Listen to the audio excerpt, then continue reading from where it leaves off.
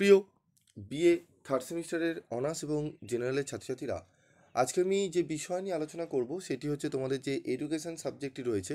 এই education subject থেকে তোমরা অনেকেই রিকোয়েস্ট করেছি, স্যার আমাদের সাজেশন দিন। তোমরা জানো পিবি স্টাডি ক্লাসের সাজেশন মানে কোশ্চেন কম তোমার কমন বেশি।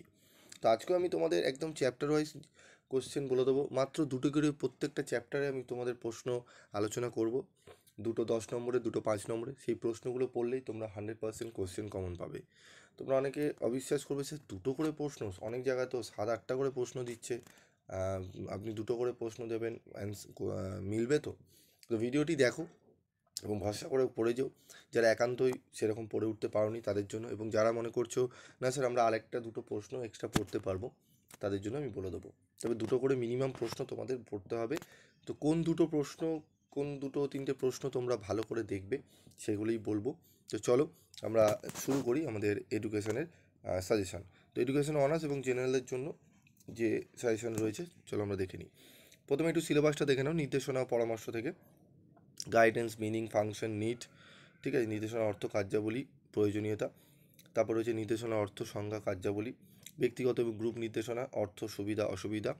মাধ্যমিক বিদ্যালয় নির্দেশনার প্রয়োজনীয়তা এবং একটি ভালো স্কুল নির্দেশনা প্রোগ্রামের প্রয়োজনীয়তা। তারপর রয়েছে দেখো ইউনিট 2 থেকে রয়েছে নির্দেশনা, শিক্ষা, পেশাগত, ব্যক্তিগত, ঠিক আছে। তারপর রয়েছে এখানে রয়েছে দেখো ব্যক্তিগত নির্দেশনার অর্থ, কিশোর কিশোরীদের জন্য গুরুত্ব, ঠিক আছে রয়েছে। তারপর দেখো আমাদের রয়েছে unit 3 counselling, meaning, techniques, types, পরামর্শের অর্থ, কৌশল, প্রকারভেদ, ঠিক আছে। তো চলো এরপর আমরা দেখে নেবো আমাদের ইউনিট 1 থেকে কী কী প্রশ্ন আমাদের পড়তে হবে কি নির্দেশনা বলতে কী বোঝো, নির্দেশনা কার্যাবলী সম্পর্কে আলোচনা করো। এই প্রশ্নটি ভালো করে পড়তে হবে। এই প্রশ্নটি অত্যন্ত গুরুত্বপূর্ণ, 9-10-এ 9-5-এ আসবেই আসবে। তারপর একক বা ব্যক্তিগত নির্দেশনা কি, ইহার কার্যাবলী লেখো বা এটির কার্যাবলী লেখো। দলগত নির্দেশনা কি, দলগত নির্দেশনার সুবিধা অসুবিধাগুলি লেখো।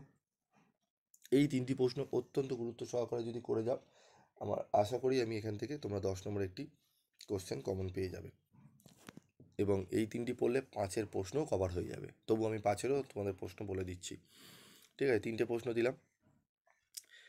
আরেকটি প্রশ্ন তোমরা যদি চাও পড়তে পারো, ব্যক্তিগত নির্দেশনা কি, এর সুবিধা অসুবিধাগুলি উল্লেখ করো, যারা বেশি পড়তে চাও।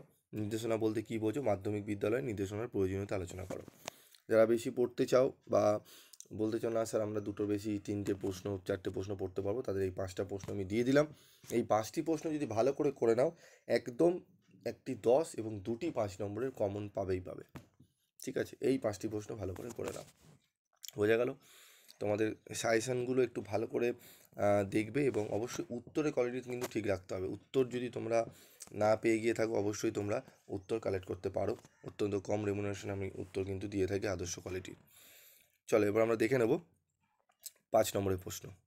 আমি ওখানে 5টি প্রশ্ন পড়লেই হবে, তবুও এইখানে 5টি প্রশ্ন আমি আলাদা করে দিয়েছি, দেখে নাও। নির্দেশনা বলতে কী বোঝো, নির্দেশনার প্রয়োজনীয়তা উল্লেখ করো। নির্দেশনা কী, নির্দেশনার বৈশিষ্ট্যগুলি উল্লেখ করো। নির্দেশনা ও পরামর্শদানের মধ্যে তুলনা করো। ব্যক্তিগত ও দলগত নির্দেশনার মধ্যে পার্থক্য লেখো।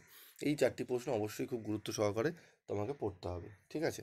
এই প্রশ্নগুলো ভালো করে করবে, তাহলেই দেখবে তোমাদের ইউনিট 1 থেকে যে প্রশ্নগুলো আসার সম্ভাবনা রয়েছে একদম কমন পেয়ে যাবে, ঠিক আছে। মানে 10 নম্বরের একটি, 2 নম্বরের 5 নম্বরের 2টি, এখান থেকে 2 মার্কসেরও কোশ্চেন কভার হয়ে যাবে। ধরো তোমাদের দিল নির্দেশনা পরামর্শ দানের মধ্যে 2টি পার্থক্য, বা ব্যক্তিগত দলগত নির্দেশনার মধ্যে 2টি পার্থক্য। তো এই ইউনিট 1 থেকে তোমরা কত নম্বর কভার করতে পারবে, 2টো 5, একটি 10, কত হলো 20, এবং 3টে 2 নম্বরের, 3টে 2 নম্বর মানে টোটাল এখান থেকে 26 বা 28 নম্বর তোমাদের কিন্তু কভার হয়ে যাবে, ঠিক আছে। এর নিচে হবে না, এর ওপরেই হবে, আরও বেশি হয়তো কমন আসতে পারে।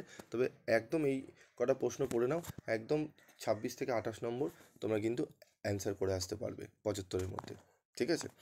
তো প্রথম ইউনিটটা অত্যন্ত গুরুত্বপূর্ণ, এই ভালো করে পড়বে এগুলো। এরপর আমি পরবর্তী ভিডিওতে তোমাদের ইউনিট 2 এবং ইউনিট 3 নিয়ে একদম বাছাই করা প্রশ্নগুলো বলে দেবো। একটু ধৈর্য ধরো, আমি ভিডিও ভেঙে ভেঙে করি, কারণ একটাই, বড় ভিডিও হলে অনেকেই তোমরা বুঝতে পারো না, পার্সোনাল অনেক টেক্সট আসে কিন্তু সেগুলোর অনেক পেন্ডিং রয়ে যায়, রিপ্লাই করতে পারি না, ঠিক আছে। এখানে সারাদিন পড়ানো থাকে, ক্লাস থাকে, ঠিক আছে। তো এর জন্য পারি না, অনেকে আছে করতে পারে, জানি না, বলতে পারবো না কী করে, কেন ক্লাস থাকলে সম্ভব হয় না, ঠিক আছে? যারা হয়তো ক্লাস করেন না তারা রিপ্লাই সঙ্গে সঙ্গে দিতে পারে। আমার পক্ষে এটা সম্ভব হয় না, তার জন্য আমি তোমাদের কাছে ক্ষমা চেয়ে নিচ্ছি। তো আজকের মতো ভিডিওটি শেষ করছি। দেখা হচ্ছে পরবর্তী ভিডিওতে। সকলে ভালো থাকবে, সুস্থ থাকবে।